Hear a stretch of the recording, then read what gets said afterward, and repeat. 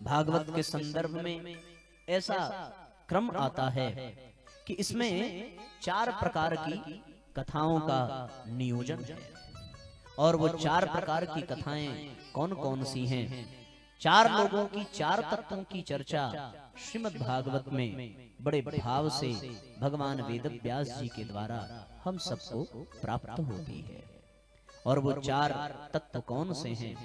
वो 4 तत्व हैं साथियों, भक्ति, भक्त, भगवंत, गुरु, चतुर नाम वपु एक।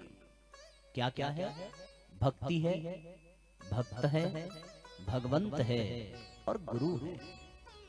भक्ति, भक्त, भगवंत, गुरु, चतुर नाम वपु एक। इन चारों की ही कथा श्रीमद् भागवत में सुनने को मिलती है।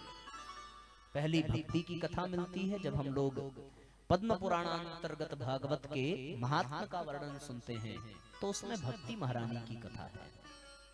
उसके बाद फिर भगवान के भक्तों की कथा है। ध्रुव की कथा है, प्रहलाद की कथा है, अम्बरीश की कथा है। ये सब भगवान के भक्तों की कथा है। वृत्तासुर की कथा है। तत्पश्चात भक्तों की कथा के बाद तब दशम स्कंद में भगवान के अवतार की कथा है। और भगवान की कथा के बाद एकादश स्कंद के बाद फिर एकादश स्कंद में गुरु तत्व की व्याख्या है।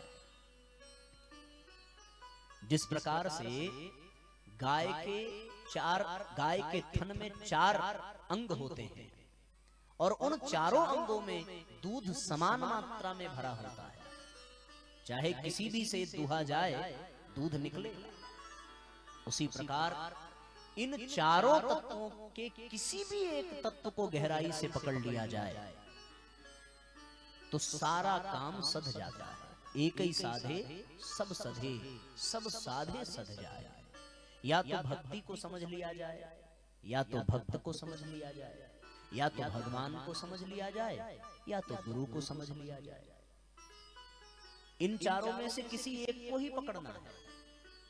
किसी भक्त को पकड़ लो तो भी कल्याण हो जाएगा, भक्ति को पकड़ लो तो भी कल्याण हो जाएगा, भगवान को पकड़ लिया तब तो होना ही है।